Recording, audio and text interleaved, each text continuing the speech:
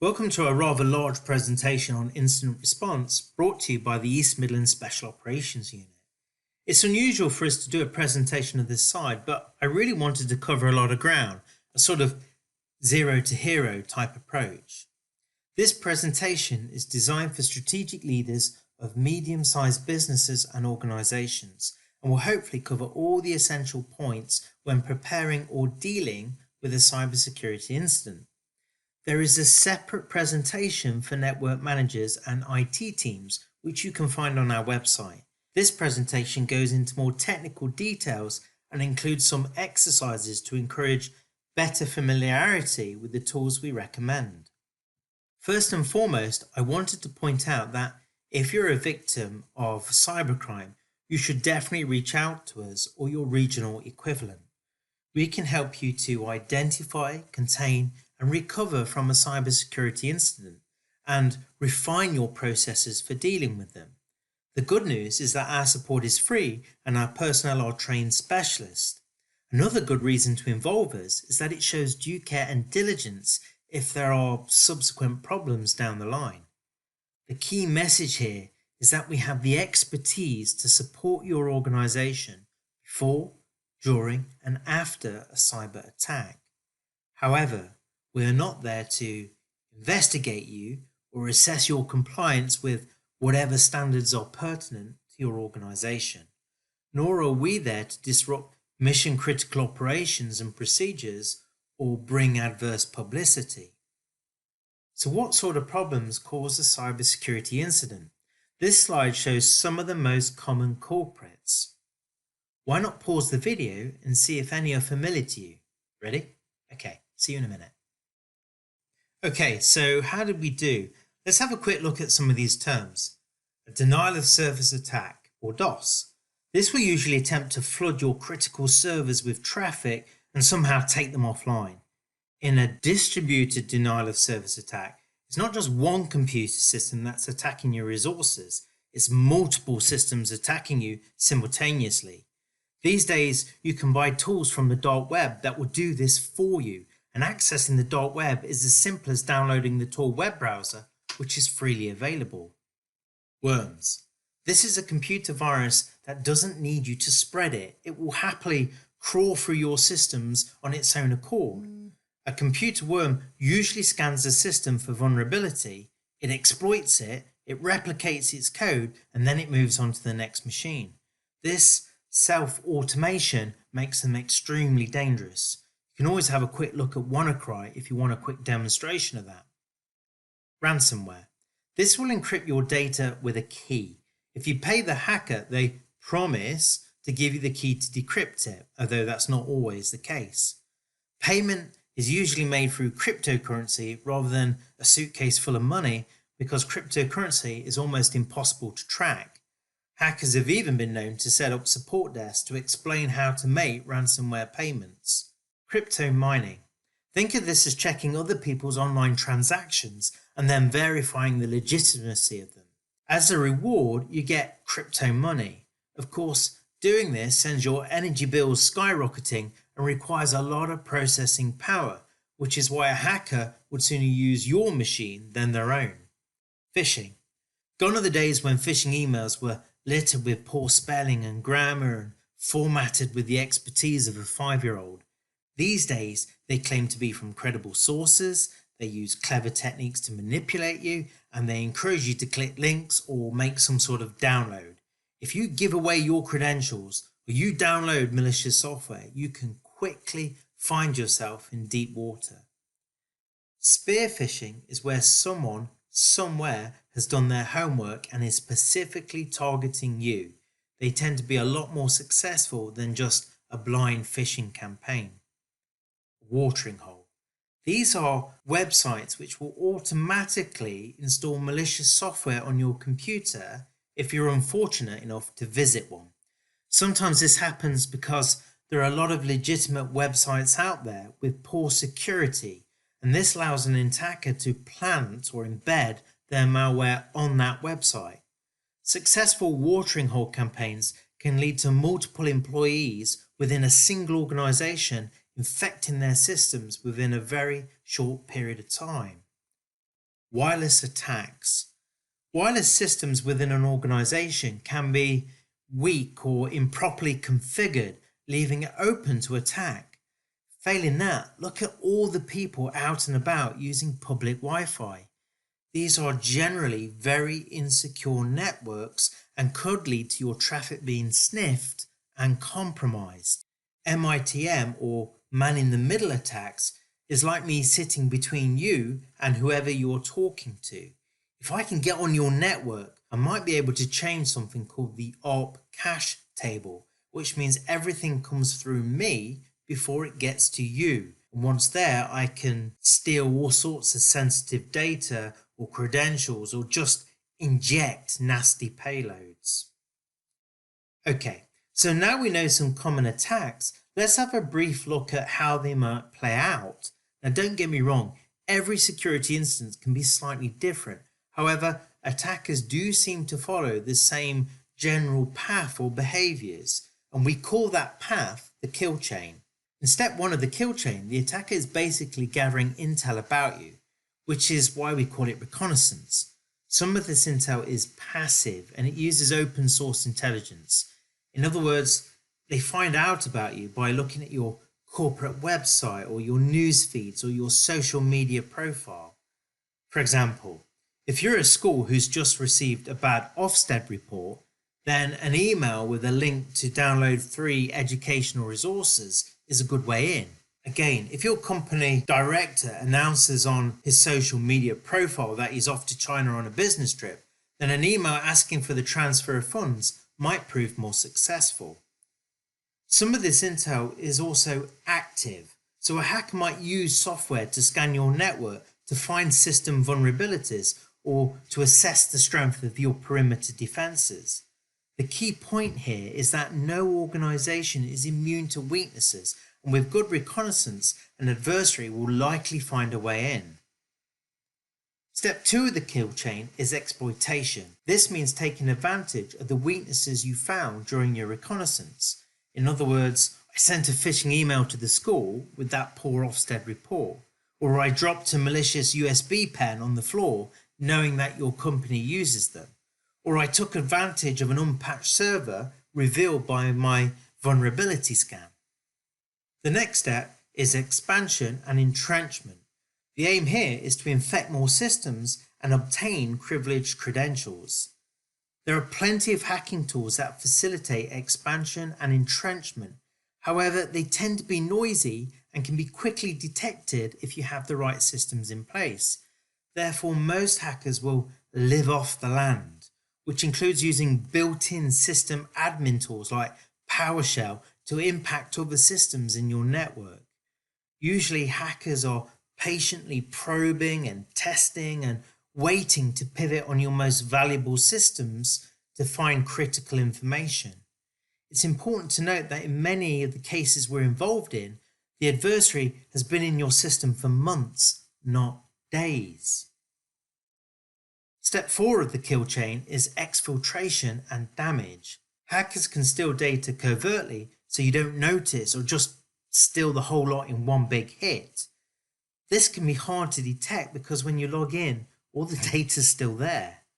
Hackers can also deliver a payload like a worm or a virus or some sort of ransomware once they're in your system. Step 5 is the final step in any kill chain, and it can usually involve the removal of incriminating evidence, rather like a criminal wiping their fingerprints from the weapon. Hackers will therefore purge log entries, or they'll delete files that they've used or software that they planted to help them achieve their goals. They may even plant false flags to misdirect your investigation of what has happened. Whilst I'm at it, I wanted to give you the heads up on what every hacker wants, which is your password. Passwords are quite literally the key to the kingdom. If I use publicly available software to try and hack you, I'm going to set alarm bells ringing left, right and center. However, if I use a legitimate password to access your system, you just won't know I'm there. I can get legitimate passwords from everywhere and anywhere on your network. Some employees create text files of all their passwords and leave them on their desktop. You might store them, but you might not encrypt them, which is ideal. It might be that you have default accounts hanging around on your devices. I might be able to capture your password using a technique called pass the hash, or I might trick an administrator to log in by causing a problem on a particular machine, at which point I just record and steal the credentials they're using. Let's do a quick example and then move on. So it's late one Friday. You're just about to leave the office and your mobile phone buzzes. The network manager reports to you that your FTP server was causing problems. They remotely rebooted it and encountered instructions detailing how to pay $5,000 in cryptocurrency. However, this is actually what happened. In February, attackers guessed your FTP admin password and they logged in as an administrator through RDP, which is known as Remote Desktop Protocol. They then steal a file full of passwords. Using those passwords, they start to pivot onto other systems and accounts in your network. By March, they were using your computer as a web server for hosting illicit content which traces back to you. Later on in the month, they start harvesting your address book to launch phishing attacks at your supply chain and customers. By April, they co-opt some of your systems with bot software to attack other organizations. And then they start downloading customer data to sell it on the dark web. In May, they max out stolen credit card information and then sell product keys for software you've purchased. Finally, we get to the point where your engineer tells you he walked into the office and discovered ransomware.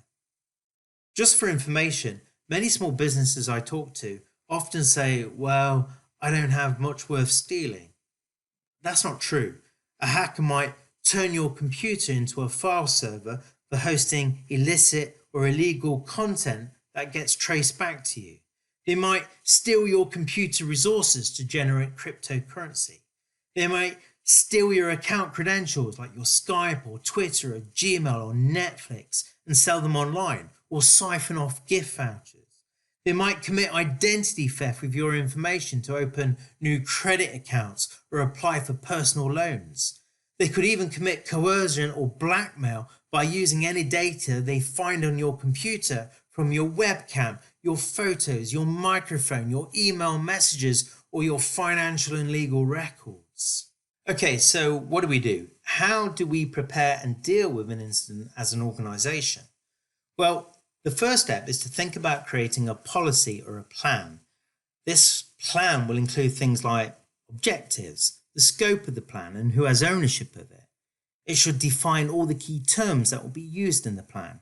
It should outline the roles and responsibilities of people within your organization when it comes to dealing with incidents. It should detail the methodology you will use to deal with incidents. It will give guidance on how to assess the impact of an incident. It will outline how an incident should be reported in the first instance, and it will explain what facilities and resources will be put aside for dealing with incidents, and so on. Now, you might be sat there thinking that this is beyond you. You have no idea what an incident response plan looks like, but I encourage you to visit our website and use the plan there, because it is full of annotations to help you adapt it to your own organization. Anyway, as an example, the plan might define the role and the authority of the incident responder or the incident team, and it might sound something like this. The incident response team has the authority to remove network access or individual access rights. They can seize and forensically examine any device on the internal network, no matter who owns it. It might say, in adherence to event login and intrusion detection or incident handling, the incident response team must monitor all corporate networks, and in particular the inbound or the outbound connection points or traffic flows, to make sure that nothing naughty is coming in or out of your organization. Breaking this idea down further, the plan will say who will lead the incident response team, who will make purchases and how, Who will liaise with HR, for example, when dealing with an insider threat or an internal breach of policy? Who will deal with the legal or regulatory problems caused by the incident, such as contractual obligations, insurance issues, or the loss of personal health or financial data, which is heavily regulated? Who has the skill and diplomacy to relay often very unpopular information vertically and horizontally across the organization, to explain the incident, to give updates and address concerns, to answer the phone, because you can't track and sanitize problems when the phone is ringing every 2 minutes? Who will work with third parties and stakeholders? As another example, the plan needs to explain the communication strategy, so in the event of an incident, an employee will know who to contact, when it's appropriate to contact them, how contact can be made. For an example, an incident that occurs on Monday at 9:30 will have a very different communication procedure compared to an incident that occurs at Friday at 5 o'clock. The incident responder, on the other hand, might need a communication plan that explains which person will get which systems back up and running, and which managers need updating as the situation progresses towards resolution. They will also want to know the communication pathways and procedures with impacted departments. Your plan will also provide guidance on how you will categorize incidents. Doing so will not only ensure that everyone appreciates the gravity of what is happening, but it will also elicit the appropriate response from stakeholders. You can see here that I use a very simple 3-step criteria that you might find helpful. I suggest pausing the video and having a quick read. As a manager, it is important to make sure that your technical team have the skill set necessary to identify and then respond to a problem. They will need some technical skills to use auditing software, to understand logs and to track problems, to interrogate systems, sometimes using the command line. The IT team will also need time to document baselines, which is what the network should and shouldn't look like, introduce new systems to capture incidents.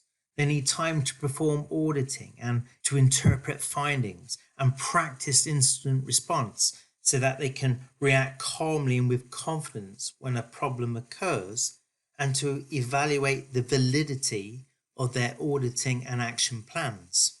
In summary, these are not skills that can be developed over a course of a week. They take a bit of time and they take planning.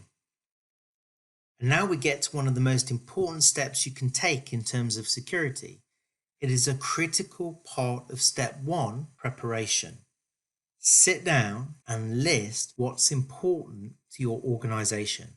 A good way of doing this might be to make a table with the following headings: critical services we provide, required data, where is this data stored, what is the impact if this data is lost, is it high, medium or low, how long we can cope without this service, which is called the maximum tolerable downtime, and workarounds if the systems go down. Additionally, what are you trying to protect? Is it your reputation? Is it intellectual property? Is it customer and employee data? Is it the infrastructure that underpins your processes? If you know what is most important to protect, you can prioritize your time and resources protecting them and focus the efforts of the incident response team. You can also see here that you will have a plan to keep business operations going when things go wrong. This could be the difference between whether your organization sinks or swims when it faces a problem. The second most important slide when it comes to the prepare stage is to start using a security framework. Check out our video tutorial on how to use a framework to understand what your current security posture is like, understand where you would like your security posture to be, understand how to use a range of controls that will resolve the discrepancies and give you defense in depth. So at last, We move on to stage 2 of the incident response lifecycle, detect. How do we know when we have a problem? There are some key differences between this presentation and the network presentation, which goes into more details about the techie stuff. One very effective way is to use something called a honeypot. These break down into honey accounts, honey files, honey nets or networks, and honey hashes. They are a very effective way of detecting an attack, and they cost nothing to set up. You set up a bogus file or a bogus user account or a bogus server or a bogus service or even a bogus network that will trigger an alert as soon as someone tampers with it. You can encourage your team to research canary tokens, which set up files, artillery from binary defense, which sets up a fake machine, cowrie, which sets up a fake service such as SSH or Telnet. Your IT team will know what that means. Web Labyrinth, which creates bogus web pages, and the modern HoneyNet project, which sets up an entire fake network. Just make sure you read the accompanying documentation carefully if you go for anything ambitious. You don't want to inadvertently introduce a vulnerability into your network. Secondly, it's worth pointing out that we're not trying to encourage a hacker to commit an offense, which is ethically suspect. We're just trying to capture them in the act. Your company can pay someone to set up a CM solution, which will flag security issues when they happen. But I wanted to make you aware of a free solution called Security Onion, and you can see the web address there. Security Onion is a comprehensive free package with 3 key tools. It is widely supported and updated, and you can hire support services should you need to. Although it comes with 3 packages, you don't have to use all of them. Perhaps just start off with Snort. So tool A, Snort, Squeal and Squirt. Snort will scan traffic on your network. It will detect malicious actions and malware and alert you. This is because it is an intrusion detection system. It can even prevent these attacks. Snort is also an intrusion prevention system. You can configure Snort to look for certain activities too. Snort uses Squeal and Squirt to examine alerts and see what's happening on your network. This gives you the who, what, when, and how. You can also categorize and escalate events that need attention or someone to look at in more detail. This is a great place to start if you have very little in place. The second tool you can use is called Zeek and Elastic Stack. Now Zeek will separate network traffic into different types of log files. This helps you hunt the threats and track malicious traffic. It will also aggregate data from different sources, which can be extremely helpful when you need bits and pieces of information from all over your network. Zeek can also normalize data so it's consistently labeled. This means you can compare information from different log sources, which is a major headache for IT teams. Finally, Zeek will store data in JSON formatted files, and these have minimal storage requirements and are easily searchable. Now, I don't want to go into too much detail about these tools because that's on my network presentation. I'm just making you aware of them. The final tool is something called Kibana, and this will present data from Snort and Zeek. Kibana uses dashboards, graphics, hyperlinks, and magnifying glasses to identify abnormal traffic, to zone in on alerts, and then to pivot onto the different files to investigate what is happening. You can also launch investigative tools like Wireshark, Netminer, and Squeal or Squirt when you're looking into these things. Recording critical data when an incident occurs can be very challenging for IT teams. The diamond model is a means of usefully recording the who, what, how, and when of any incident so relevant responders can make informed choices about what to do and what to communicate. We have a separate video on this technique in our video collection. MITRE ATT&CK, on the other hand, helps the IT team to think about what the attacker is trying to do and then consider the techniques they will use to achieve these goals. We have a video on this too, which you might also want to check out. Here is an edited screenshot from the MITRE ATT&CK framework. You can see some of the attacker's goals as column headers and the techniques they use to achieve them below each one. The slide shows how an attacker can move from one technique to another as they try to get deeper and deeper into your network and execute the different steps of the kill chain, which we talked about earlier. When you click on any of these techniques you see here, you get an explanation of what the technique is and how it works, malware commonly associated with it, and how to mitigate the problem. This is a great tool for your team to use. Even before an incident, they can role-play different scenarios and talk about what controls they have in place to stop these attacks. At last, stage 3, and we're nearly there. Incidentally, if you think these stages are clear-cut, then you'd be mistaken. Unfortunately, incidents are a bit messy, and you often have to flip back to previous stages to make further progress. Your plan will spell out requirements for evidence collection. Just be mindful of a few facts. Firstly, some evidence will be lost much more easily than others, depending on where it is and what it's stored on. The order of volatility tells us which evidence we should collect first. Secondly, evidence must be preserved as much as possible, which means using forensically sound software. In my Network Manager presentation, I explain what tools you can use and how to use them to capture evidence. Finally, if you collect evidence, you also need to record everything and anything that happens to it, from the moment of its collection to the time it is presented in a court. This is known as the chain of custody, and without it, your evidence will lack credibility. As a senior leader, it is tempting to think, forget it, let's just get the network back up and running. However, you may invalidate your cyber insurance if you don't attempt to collect some relevant evidence. Alternatively, you could come a cropper if you end up in court because someone is filing a lawsuit against you, or it may prevent you from prosecuting someone who you think is responsible.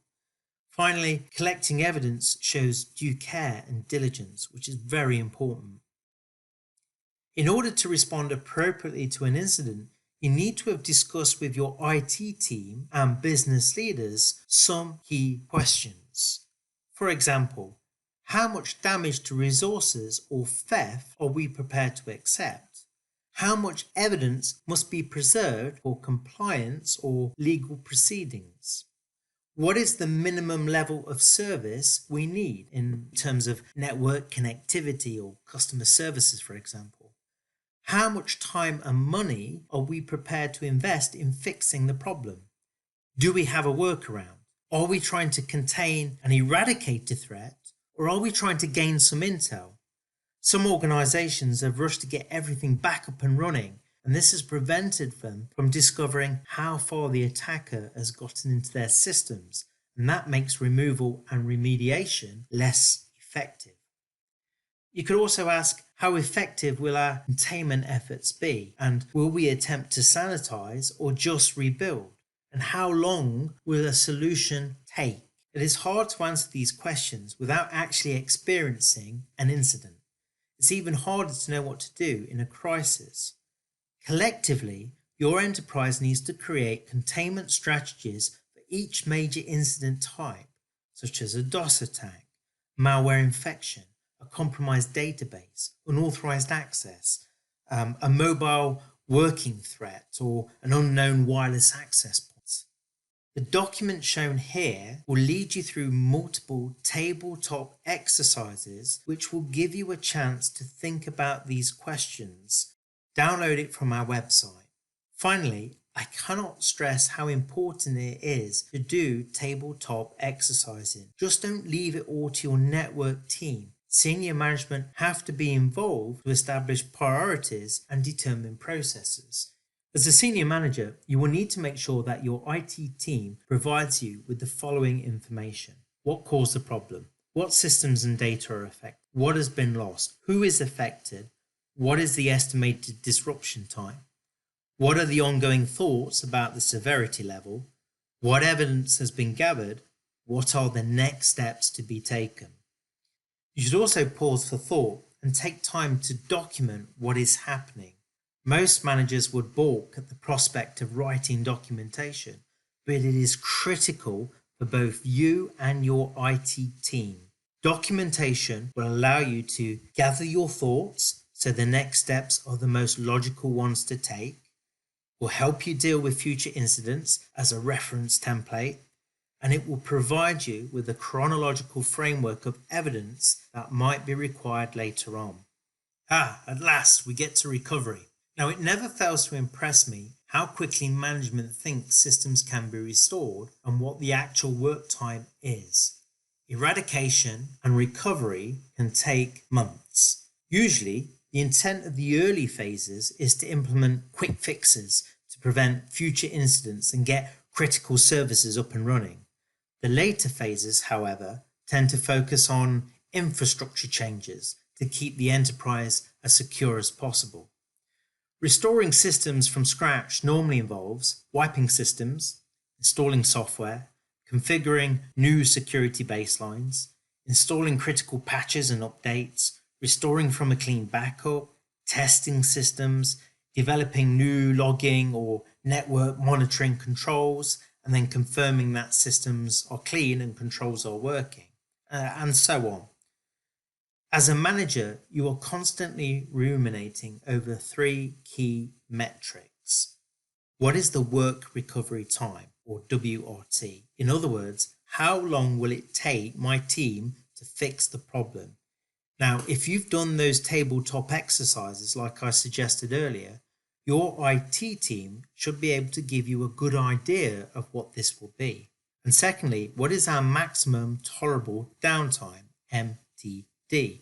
Or in other words, how long can my systems be down before human welfare and mission critical activities suffer irreparable harm?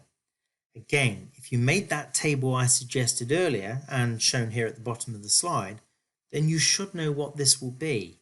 You are always aiming to make sure that the work recovery time, or the WRT, is less than the maximum tolerable downtime.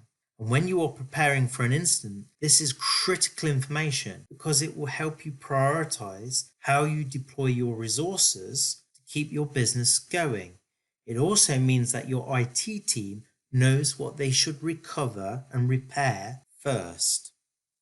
The final metric you should consider is the RPO, or the Recovery Point Objective. I didn't mention this earlier on because I didn't want to overload you with information. However, the RPO lets the IT team know how much data you can afford to lose, and this helps them to develop a sensible backup strategy. For example, if an attack happens at 12 o'clock, you may say, well, I don't need the data from 9 till 12. We can do without that, but I must have the data from the day before. Aha! The last stage of incident response, lessons learned. It's a good idea for the key stakeholders to meet as soon as possible once the emergency is over or you're back on track. These meetings will need an agenda to make sure everyone's needs are met and to keep discussions on track. They also need to make it clear that the aim is not to lay blame, but to determine how well the organisation responded to the threat. The meeting and subsequent report will probably outline the following. How did the attacker gain access? What tools, techniques, and processes did they use? What were the motives behind the attack? What was the impact to the organisation? The report will have to include a timeline of detection and responses, and will also provide an overview of the preventative and detective controls that worked and those that did not. Key questions that will be asked include: did we have adequate visibility? Did we know it was happening? Would additional logging or alerting have helped us? And What corrective actions should be taken to stop a reoccurrence? Management will also want to know how successfully information was shared internally or with external parties, because that can really make a difference to how effectively you respond in a crisis. What would we do differently next time? For example, were any steps or actions taken that actually inhibited our recovery? And finally, what changes should we make to policy, processes, and infrastructure?